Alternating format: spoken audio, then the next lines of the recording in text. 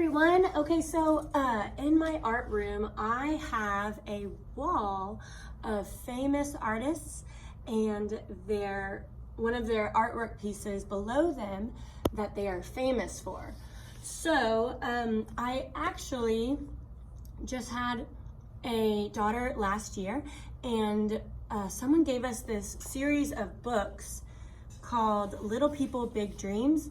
Families, you may have heard of them, but there was one included in the series called Frida Kahlo, and it's all about Frida Kahlo. And this is her right here, okay? This is a photograph of her, and then this is her painting of herself, her self-portrait. And she was very famous for her self-expression and kind of all the emotions and the pain of her life.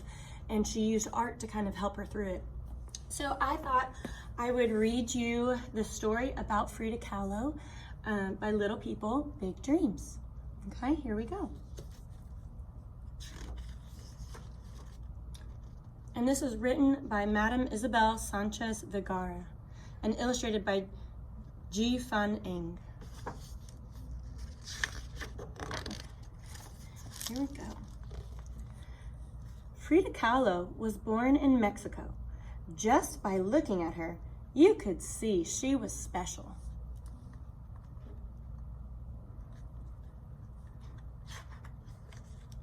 When she was at school, she got very sick. The illness made her leg as skinny as a rake.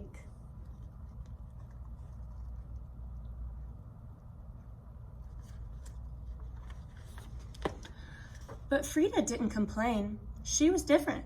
She liked to dress differently too.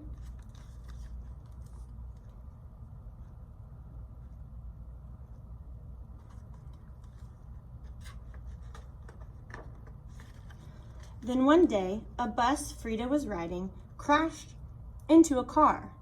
Life as she knew it changed forever.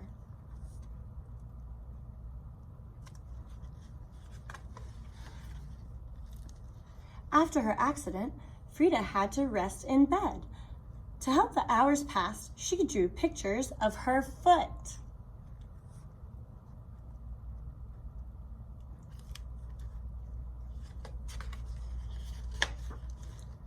Then, even though she was still in pain, Frida decided to draw self-portraits using a mirror.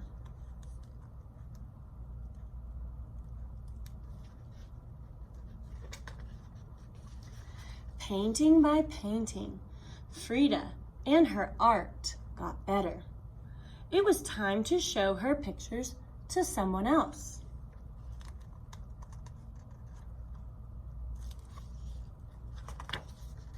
She visited the famous artist Diego Rivera, who couldn't believe his eyes. He wasn't sure what he liked more, her pictures or her.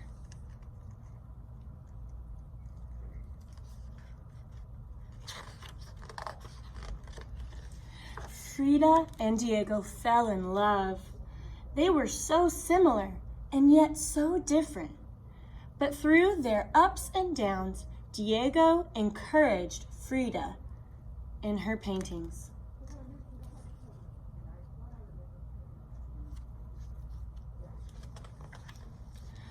Through her wonderful pictures, Frida spoke about how she was feeling. In some, she looked sad, but in others, she smiled.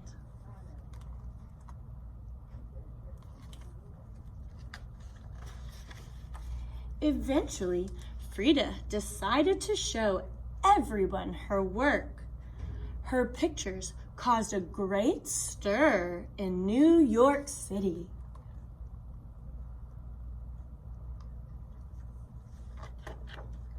When the exhibition came to Mexico, Frida was so sick she had to be in bed. But it was clear that nothing could stop her from painting. Not sickness, not pain, or heartache.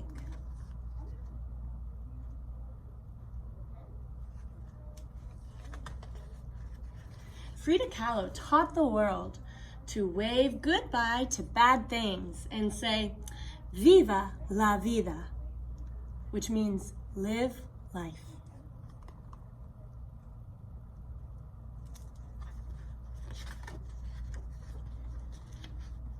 So these, in the back of the book, what I like about these books is they have real pictures of the people and their lives and an actual biography. So it tells a little bit about her in the back, and I think I'll go ahead and read that to you guys. Let's see. Yeah, okay. So Frida Kahlo was born in Coyoacán, I'm not sure I'm pronouncing that correctly, a small town outside Mexico City. When she was 6, she contracted polio, leaving one leg skinnier than the other. As she grew older, she took part in tomboy activities, like riding a bike and playing sports, and wore male clothes and slicked back her hair for a family photograph. In 1925, Frida was in a bus crash that left her with a lot of painful injuries, including a broken collarbone, ribs, and a broken pelvis. While recovering, instead of continuing her studies, she took up painting, mainly pictures of herself from her bed. Her husband, the famous Mexican artist Diego Rivera, was a great supporter of her artwork, and in 1938, Frida had her first solo exhibition, meaning it was an art gallery of only her art, in New York City. However, Frida only became famous internationally after her death. Her paintings are instantly recognizable because of their bright colors and symbols of Mexican culture, and have been sold for millions of dollars around the world.